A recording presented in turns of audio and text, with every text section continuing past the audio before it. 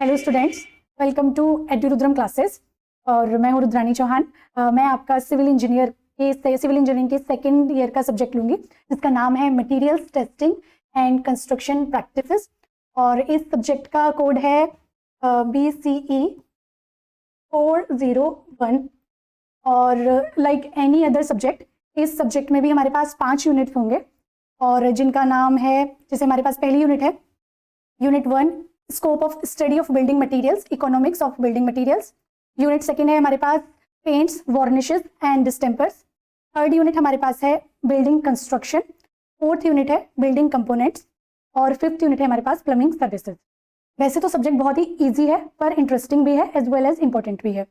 तो सब्जेक्ट में as such कोई न्यूमेरिकल पोर्शन नहीं रहेगा। मोस्टली सब्जेक्ट हमारा थ्योरेटिकल है। एक यूनिट में हम थोड़ा सा डिज़ाइन भी पढ़ेंगे, पर मोर ओवर जो सिलेबस है हमारा वो थ्योरेटिकल नॉलेज पे बेस है। तो जो यूनिट 1 है हमारी, जिसका नाम है scope of study of building materials, तो जितने मार्केट में अवेलेबल बिल्डिंग मटेरियल्स हैं, कन्वेंशनल, नॉन कन्वेंशनल, वो सारे हम इसमें पढ़ेंगे यूनिट 1 में। इस बिल्डिंग मटेरियल को हमें इकोनॉमी के हिसाब से यूज़ करना है, मतलब कि आप कोई बिल्डिंग मटेरियल यूज़ कर रहे हैं तो वो आपका कितना पैसा बचा रहा है, कितना ज़्यादा खर्च कर रहा है, इसके बारे में पढ़ेंगे। और आपकी जितनी भी बिल्डिंग मटेरियल्स हैं उनके यूजेस, कि आप एक बिल्डिंग मटेरियल को उसकी प्रॉपर्टी के हिसाब से अपनी कंस्ट्रक्शन इंडस्ट्री में कहाँ पे यूज़ करते हैं, ये हमें पता करना है। और उन मटेरियल्स की दूसरे मटेरियल के कंपैरिजन में क्या क्या फ़ायदे हैं वो सब हमें देखने हैं। तो जैसे पहला है कि बिल्डिंग मटेरियल्स की बात है, तो जो हमारे पास कन्वेंशनल बिल्डिंग मटेरियल होते हैं, जैसे कि आप ब्रिक्स की बात करेंगे। सबसे हमारी छोटी बिल्डिंग के रूप में अगर हम देखेंगे तो एक घर हम बेसिक बिल्डिंग समझते हैं, तो उसके कंस्ट्रक्शन के लिए लगने वाले जितने भी मटेरियल्स हैं वो सारे मटेरियल्स बिल्डिंग मटेरियल के अंदर आते हैं। इसकी डेफिनेशन ही ये है कि वो मटेरियल्स जिनको यूज़ करके हम बिल्डिंग कंस्ट्रक्ट कर सकते हैं, कोई भी सिविल इंजीनियरिंग कंस्ट्रक्शन कंप्लीट कर सकते हैं, वो सारे मटेरियल्स बिल्डिंग मटेरियल हैं। एग्जाम्पल के लिए हम देखें, ब्रिक हो गई हमारे पास, सीमेंट है हमारे पास टिम्बर है। I will use the word timber instead of would. क्यों, वो हम पढ़ेंगे यूनिट 1 में, हम कंप्लीट कर लेंगे, उसको कवर कर लेंगे by the end of unit 1। Also हमारे पास कॉन्क्रीट, रीइंफोर्स्ड सीमेंट कॉन्क्रीट, इन दोनों के डिफरेंस क्या क्या हैं वो सारे ये हम यूनिट 1 में कंप्लीट कर लेंगे। और इसमें हम बेसिक इंट्रोडक्शन भी पढ़ेंगे कि आपको बिल्डिंग मटेरियल के बारे में पढ़ना क्यों ज़रूरी है। तो ये जो है, और इसमें हमने जो नॉन कन्वेंशनल बिल्डिंग मटेरियल जैसे कि ग्लास है, ये भी पढ़ना रहेगा। और भी एक दो मटेरियल्स है, वो हम जब डिटेल में पढ़ेंगे तब समझ आ जाएगा। ऐसे यूनिट 2 में हमारे पास पेंट, वार्निशेस और डिस्टेम्पर, इनके बारे में पढ़ेंगे। आपने एक बिल्डिंग कंस्ट्रक्ट कर ली, उसके बाद उसकी सरफेसिंग करने के लिए जो मटेरियल होते हैं वो मोस्टली यही है, पेंट्स, वार्निशेस और डिस्टेम्पर। और फिर जो बिल्डिंग कंस्ट्रक्ट, यूनिट 3 में हम पढ़ेंगे बिल्डिंग कंस्ट्रक्ट करने के मेथड्स। ठीक, अब जो नए मार्केट में मेथड्स आए हैं, जैसे 3D प्रिंटिंग, उनमें से एक है। पहले जैसे हम करते थे, मैसनरी जिस तरीके से होती थी, वो उसके बारे में पढ़ेंगे। और जो नए एडवांस्ड मेथड्स हैं वो भी हम पढ़ेंगे। फोर्थ है बिल्डिंग कंपोनेंट। इसमें हम बिल्डिंग के कंपोनेंट्स के बारे में पढ़ेंगे कि आपने कोई बिल्डिंग बनाई, उस बिल्डिंग के पार्ट्स के क्या नाम है। जैसे बॉडी होती है, बॉडी के पार्ट्स अलग अलग हैं, ऐसे बिल्डिंग के जो पार्ट्स हैं उनको बिल्डिंग कंपोनेंट कहा गया है, जैसे कि डोर, विंडो, लिंटल, ये सब चीज़ें। उसके बाद आपने एक बिल्डिंग कंप्लीट कर ली बना के, और अब जब आप उसको सर्व करने के लिए यूज़ करेंगे, मतलब आपने किसी पर्पज़ के लिए बिल्डिंग बनाई होगी, मान लीजिए आप घर बना रहे हैं तो रहना है उसमें, उसके अलावा आपने कोई मॉल बनाया है, उसको आप दूसरे तरीके से यूज़ करेंगे, तो उसकी यूजेस के हिसाब से हमें उसमें जो सर्विसेज चाहिए होंगी उनका डिटेल एक्सप्लेनेशन हम यूनिट 5 में पढ़ेंगे, जिसका हेडिंग भले ही प्लम्बिंग सर्विसेज है, पर इसमें हम दूसरी सर्विसेज भी, जैसे कि फायर प्रूफिंग और डैम्प प्रूफिंग, ये सब भी पढ़ेंगे। तो ये तो मैंने आपको एक ब्रीफ इंट्रोडक्शन दिया 5 यूनिट्स का। अब हम यूनिट वाइज डिस्कस करेंगे कि हमारी 5 यूनिट में क्या क्या डिटेल में हमें पढ़ना है। तो जैसे मैंने यूनिट 1 में बताया था, सबसे पहले हम पढ़ेंगे स्टोन्स। स्टोन भी एक बिल्डिंग मटेरियल है। कन्वेंशनली स्टोन ही यूज होता था। जो ब्रिक है, ब्रिक का मैन्युफैक्चरिंग हमारी बहुत पुरानी नहीं है। इससे पहले से जब भी कंस्ट्रक्शन करना शुरू किया हमने, तो हम नेचुरल बिल्डिंग मटेरियल को यूज करते थे, जैसे कि स्टोन। अभी भी बहुत सारे एरियाज, इवन इन इंडिया, बहुत सारे एरियाज ऐसे हैं जो कि ब्रिक्स का यूज नहीं करते हैं। क्यों? क्योंकि वहां पे अवेलेबल ही नहीं है। ब्रिक मैन्युफैक्चरिंग एक बड़ा प्रोसेस है, एज वेल एज इकोनॉमिकल भी नहीं है। ब्रिक बनाने के लिए आपको किल्न चाहिए होते हैं, भट्टे चाहिए होते हैं, लेमन लैंग्वेज में बोलेंगे तो, जिसका कंस्ट्रक्शन अपने आप में एक बड़ा प्रोसेस है, महंगा भी है। तो उसके लिए ऐसी एरियाज, जैसे कि अगर मैं एग्जांपल के लिए बताऊं तो आपको जो इंडिया में राजस्थान वाला सारा एरिया है वहाँ पे अभी भी बहुत ज़्यादा आपको देखने को मिलेगा स्टोन से कंस्ट्रक्शन।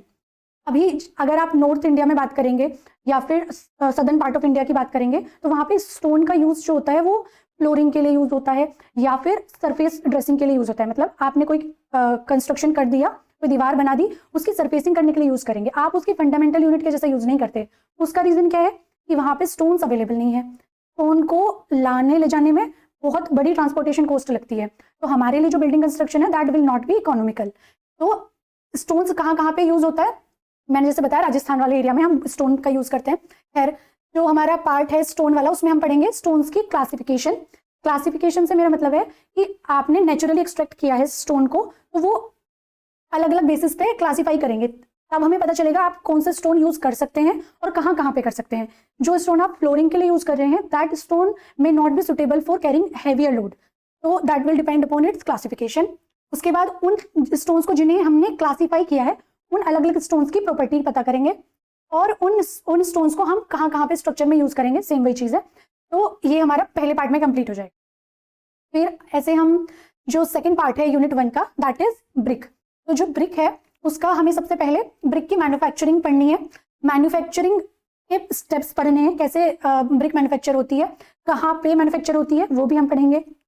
और जो हमारी ब्रिक है उसकी क्लासिफिकेशन पढ़ेंगे, मतलब कि आपने कोई ब्रिक यूज करी है तो वो फर्स्ट क्लास ब्रिक है, मतलब हाई क्वालिटी ब्रिक है, लो क्वालिटी ब्रिक है, दैट वी विल डिस्कस। और एक ब्रिक बनाने के लिए आपको जो मटेरियल चाहिए उसमें क्या क्या कंपोजिशन होनी चाहिए ये हम पढ़ेंगे। तो उसके बाद हम उन ब्रिक को टेस्ट भी करेंगे जिसके बेसिस पे हम डिसाइड करेंगे कि ये ब्रिक हमारी फर्स्ट क्लास है, सेकंड क्लास है, थर्ड क्लास है या फिर फोर्थ क्लास ब्रिक है। Then we have blocks. तो block is also a building material. हमने सीमेंट और कंक्रीट दोनों टाइप के ब्लॉक हम पढ़ेंगे।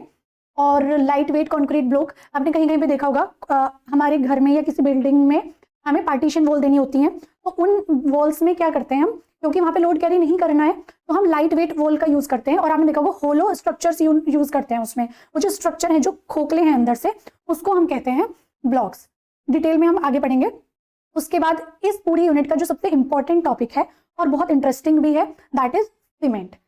सीमेंट क्योंकि आज के टाइम में बहुत ही इंपॉर्टेंट बिल्डिंग मटेरियल है, बहुत वाइटल है, हर जगह यूज होता है, तो इसकी इंपॉर्टेंस आपको समझ ही आनी चाहिए। तो सीमेंट में हम उसकी केमिकल कंपोजिशन पढ़ेंगे, मतलब कि आप अगर सीमेंट बना रहे हैं तो कुछ मटेरियल्स इंग्रेडिएंट्स से बना रहे होंगे, वो कौन कौन से इंग्रेडिएंट्स हैं जो सीमेंट को बनाने में काम आते हैं और उनकी प्रॉपर्टीज क्या है। आपने कुछ इंग्रेडिएंट्स यूज किए हैं तो वो इंग्रेडिएंट अपनी कुछ प्रॉपर्टी रखते होंगे तभी आपने यूज किए हैं, ऐसे तो कुछ भी उठा के आपने कंस्ट्रक्शन में काम नहीं ले लेंगे ना। तो केमिकल कंपोजिशन हो गया। उसके बाद आपने उस सीमेंट को मैन्युफैक्चर कैसे किया है, जैसे ब्रिक्स क्लिन में बनते हैं, सीमेंट मैन्युफैक्चरिंग के लिए भी हम क्लिन का यूज करते हैं, वो भी हम डिटेल में पढ़ेंगे। उसके बाद सीमेंट के टाइप्स क्या होते हैं, ग्रेड्स क्या होती है, आपने सुना होगा, आप नॉर्मली कहीं पे कंस्ट्रक्शन देखते होंगे अपने आसपास भी, आपने वो जो सीमेंट बैग होता है उस पर लिखा होता है OPC 33, 43, 53, इसका क्या मतलब होता है ये भी हम डिस्कस करेंगे। और टाइप्स, आपने जो सीमेंट फाउंडेशन किसी स्ट्रक्चर की फाउंडेशन बनाने में यूज किया है वो सिमिलर नहीं होता किसी स्ट्रक्चर की सरफेसिंग के लिए। क्या मान लीजिए प्लास्टरिंग करनी है आपको, तो उसका वहां पे जो आप सीमेंट यूज करेंगे that will be different from the cement that we will use in the construction of foundation. वो कैसे पता करेंगे, उसकी प्रॉपर्टीज पे। प्रॉपर्टी कैसे पता चलेगी, जब हमें टाइप्स पता चल जाएंगे उनके अकॉर्डिंग हम प्रॉपर्टीज पढ़ लेंगे। अच्छा, फिर then we have cement mortar. Bricks को जोड़ने के लिए जो हम मटेरियल यूज करते हैं उसको हम कहते हैं मोर्टार, है ना, ऐसे लेमन लैंग्वेज में बोलते हैं, मसाला कहते हैं ना, तो वो जो है उसे वो होता है मोर्टार, सीमेंट मोर्टार। उसकी कंपोजिशन क्या होनी चाहिए, सीमेंट मोर्टार में भी तीन चीजें होती है mainly, fine aggregate, coarse aggregate और सीमेंट।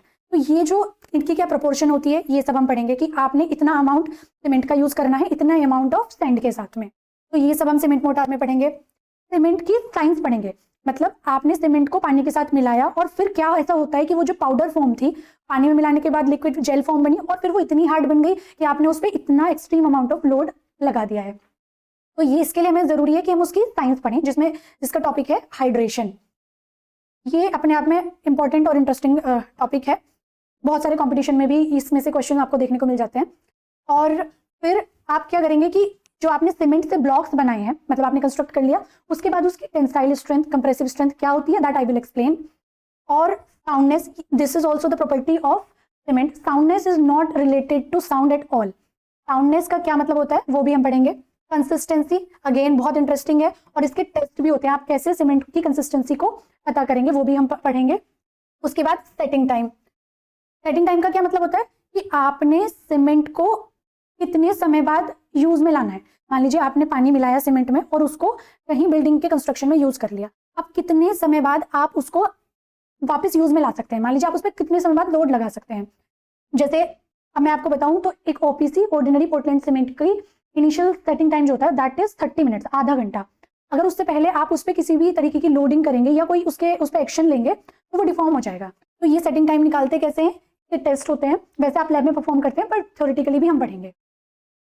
फिर इस यूनिट में अगला टॉपिक है कॉन्क्रीट। कॉन्क्रीट सीमेंट से कैसे अलग है ये सब पढ़ना है। इसमें भी अगेन वही चीजें हैं, कंपोजिशन क्या है, ग्रेड क्या है कॉन्क्रीट की, और कॉन्क्रीट कैसे बनाते हैं। जैसे आप सबने देखा होगा घर में जब आपने बिल्ड वॉल्स खड़ी कर दी है, उसके बाद आपके ऊपर छत जब हम लगाते हैं जिसे हम स्लैब कहते हैं, तो स्लैब के लिए जो कॉन्क्रीट डलती है वो ड्रम रोटेटर होता है, उसके अंदर जब कॉन्क्रीट बन रही होती है क्या प्रोसेस है that we will study in detail.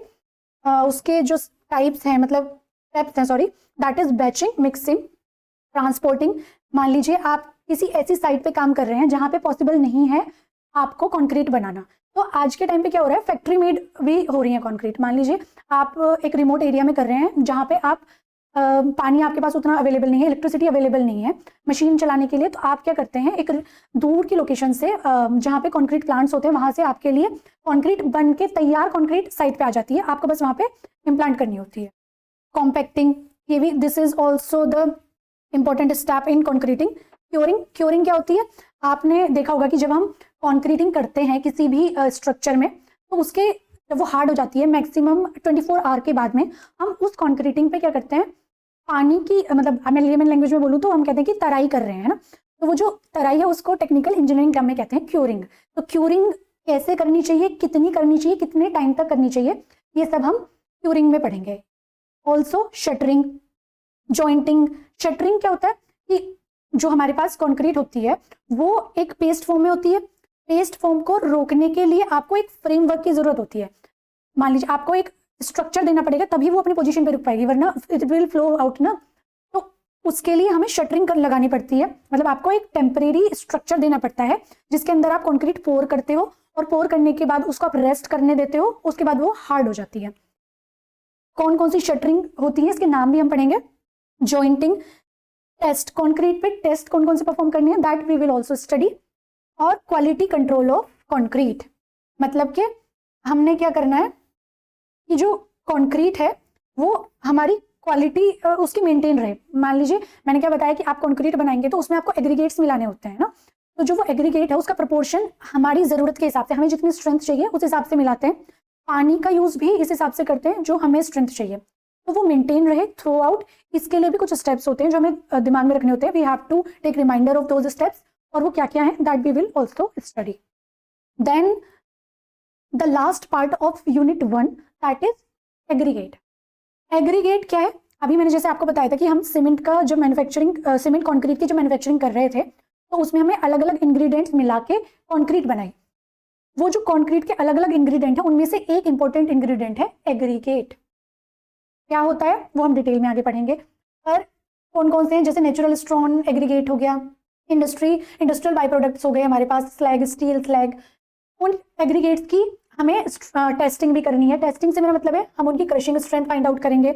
Impact strength, crushing strength क्या होती है that we will also study. Impact strength, flakiness, flakiness का मतलब होता है कि आपने फ्लैकी का, आप ऐसे समझो कि कितना पतला है एग्रीगेट, मतलब कि उसकी जो थिकनेस है वो उसकी लेटरल डायमेंशन के कंपैरिजन में कितनी है, दैट वो फ्लैकीनेस का आइडिया देता है आपको।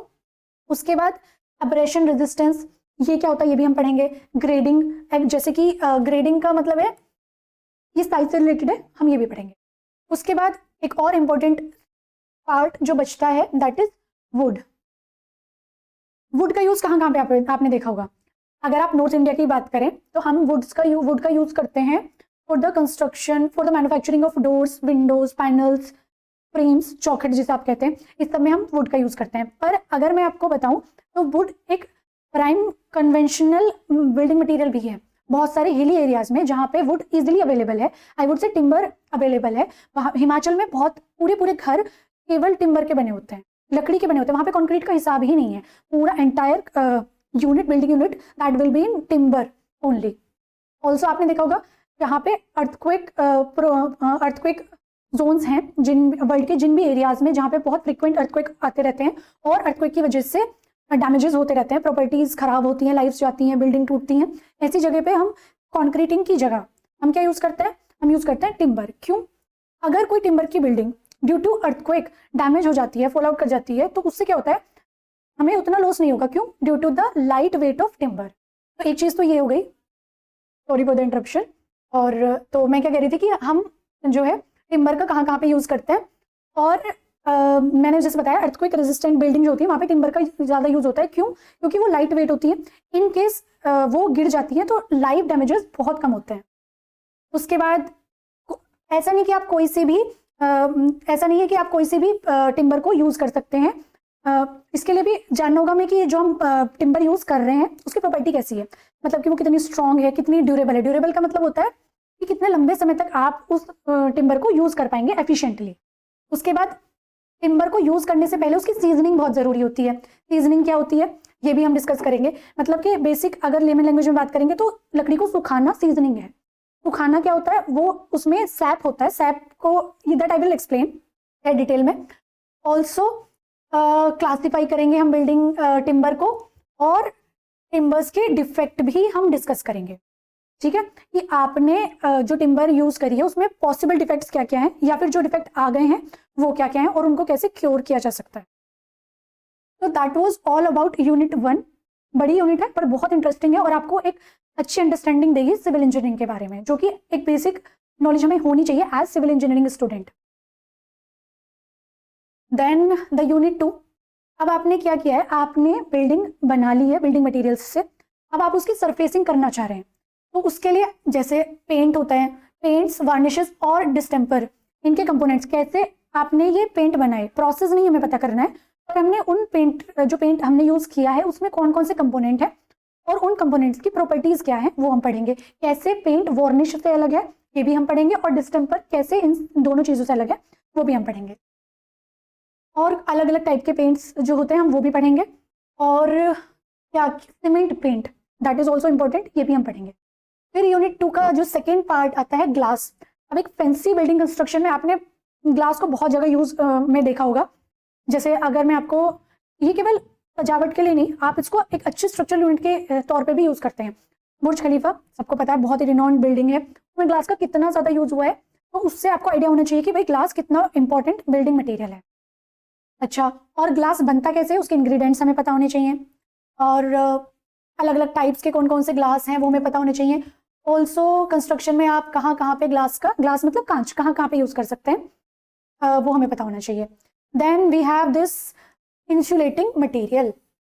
इंसुलेटिंग का क्या मतलब होता है? इंसुलेटिंग का मतलब आप ऐसे समझो बैरियर, कुछ रोकने का काम कर रहा है। क्या रोकने का?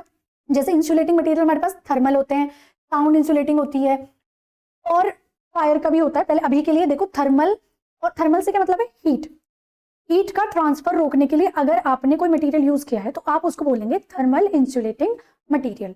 अगर सिमिलरली साउंड को रोकने के लिए आपने कोई मटेरियल का यूज किया है, जैसे कि अगर आप किसी थिएटर में जा रहे हैं तो आपने देखा होगा साइमल्टेनियसली 2-3 थिएटर होते हैं आपस में, दोनों तीनों में अलग मूवीज चल रही होती हैं, लेकिन आपको वहां पे जो साउंड है एडजेसेंट थिएटर्स की साउंड नहीं सुनाई देती। क्यों? यही अगर आप अपने घर में आपने 2 टीवी चला लिए तो कोलैप्स हो जाती है ना, आवाज इधर से उधर जा सकती है। क्यों? क्योंकि घर पे जो वॉल्स बनी है वो साउंड इंसुलेटिंग मटेरियल से नहीं बनी। हाउएवर जब हमने देखा कि थिएटर्स हैं तो थिएटर्स की जो वॉल है, सराउंडिंग है, वो हमने इंसुलेटिंग मटेरियल से बनाई हुई है, जिससे कि क्या होता है कि जो साउंड है वो एक जगह से दूसरी जगह ट्रांसफर नहीं हो पाती है।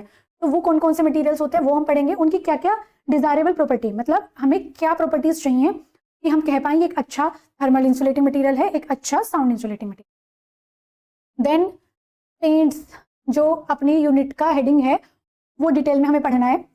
डिफेक्ट्स, आपने देखा होगा घर में जब आप पेंट करते हो तो कई बार क्या होता है पूरा लेयर हट जाती है, कहीं पे आपने देखा होगा पाउडर फॉर्म में पेंट दिखता रहता है, वो सारी चीजें डिफेक्ट हैं पेंट की, और वो डिफेक्ट जो है डिटेल में किस वजह से होते हैं वो सब हम पढ़ेंगे, कौन कौन से डिफेक्ट हैं वो भी हम पढ़ेंगे। उसके बाद पेंट की प्रिपरेशन, एप्लीकेशन। पेंट आप कहाँ पे, मान लीजिए आपके पास कोई नई सरफेस, आपने अभी सरफेस बनाई है और अभी आपको उसको पेंट करना है, तो क्या स्टेप्स होंगी पेंटिंग की। और अगर आपके पास कोई पुराना स्ट्रक्चर है, मान लीजिए आपके पास कोई पुरानी स्टडी टेबल है, उस पर आपको फिर से पेंट करना है, तो आपकी क्या स्टेप्स होंगी पेंटिंग की वो हम पढ़ेंगे। और उसके बाद वुडन और स्टील सरफेसेस। देखो आप जो पेंट यूज कर रहे हैं वो डिपेंड करता है कि आपको उसका जो चॉइस है कि आपने कौन सा पेंट यूज करना है, that will depend upon the surface upon which we have to apply the paint. मतलब कि आप लकड़ी वाला पेंट स्टील के लिए यूज नहीं करेंगे ना, दीवार वाला पेंट अपने दरवाजों पे यूज नहीं करेंगे। तो कौन सा पेंट हमें वुड के ऊपर यूज करना है और कौन सा स्टील सरफेस पे यूज करना है, that we will also study.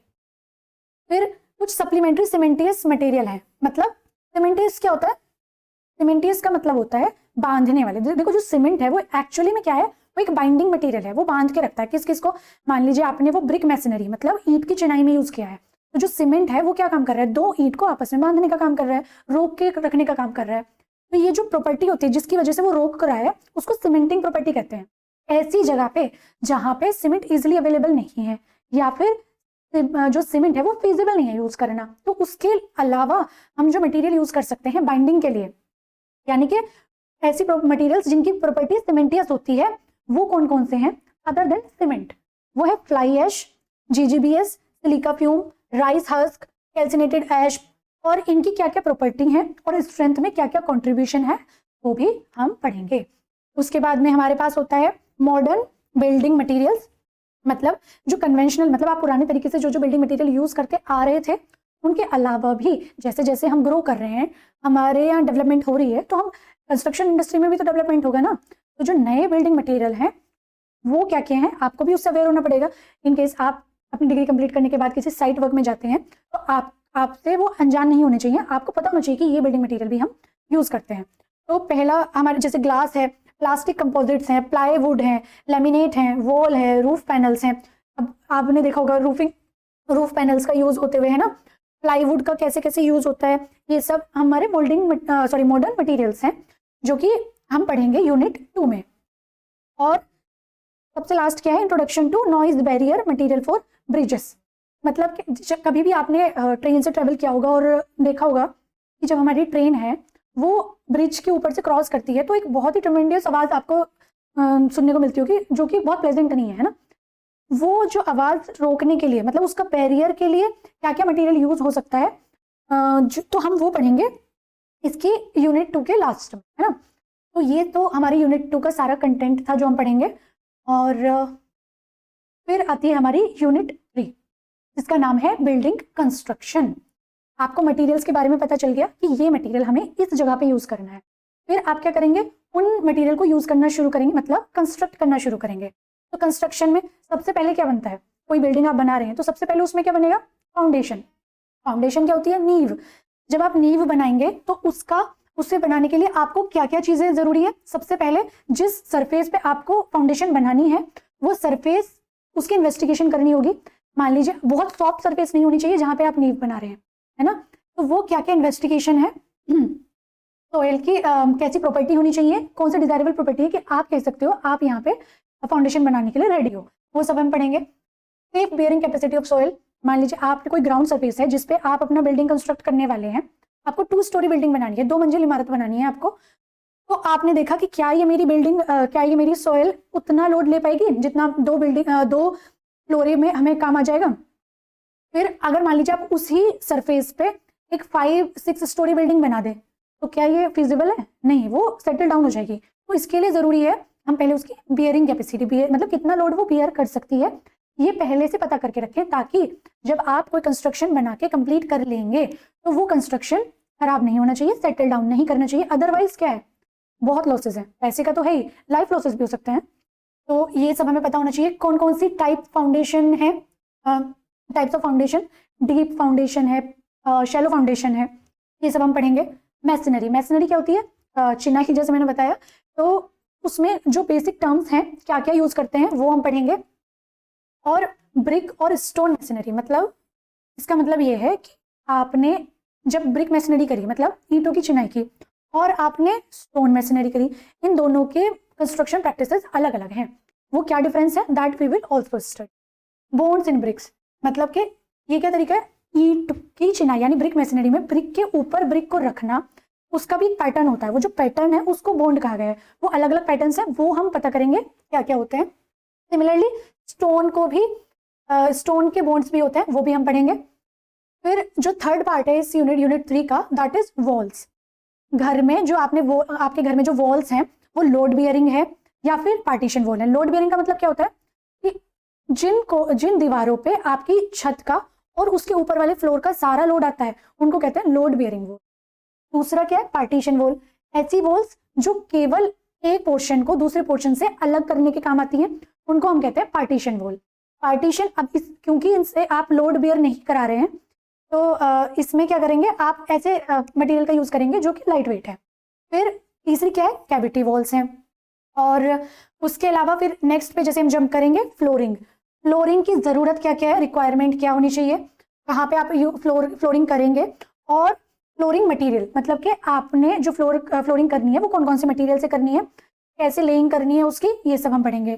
फिर थर्ड पार्ट आता है हमारा बिल्डिंग कंपोनेंट, ये भी बहुत इंपॉर्टेंट है, स्टेयर्स।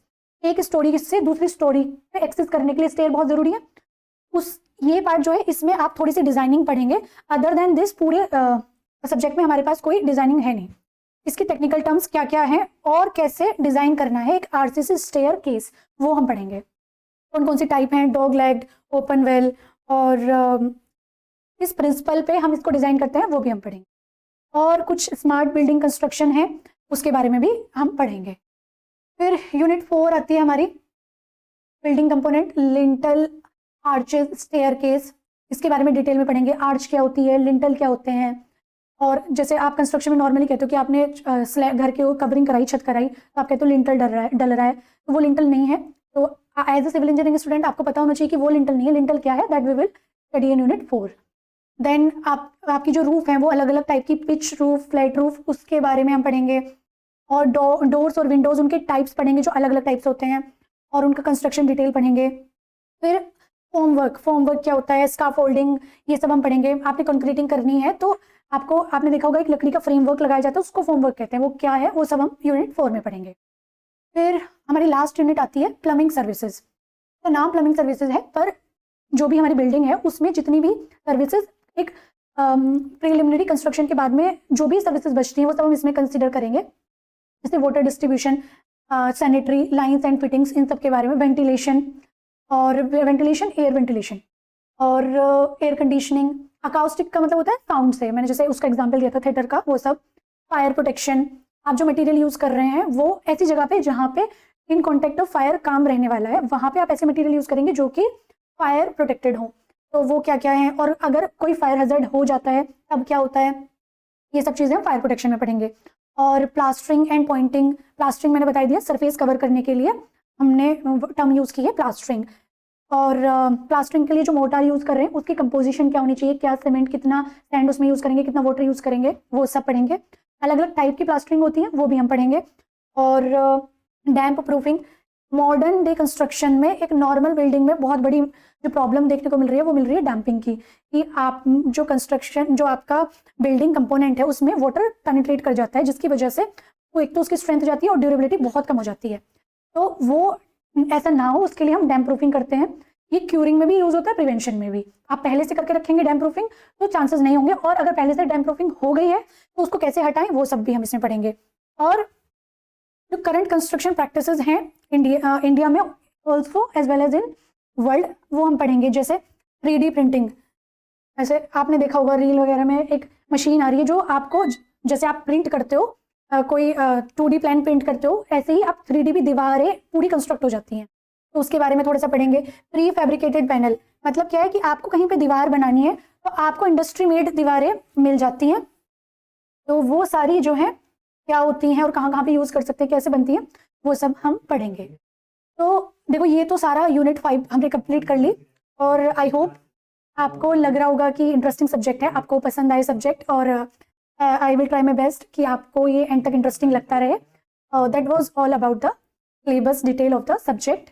और फिर हम नेक्स्ट यूनिट में आपसे, पहली यूनिट में नेक्स्ट लेक्चर में आपसे मिलेंगे। Thank you.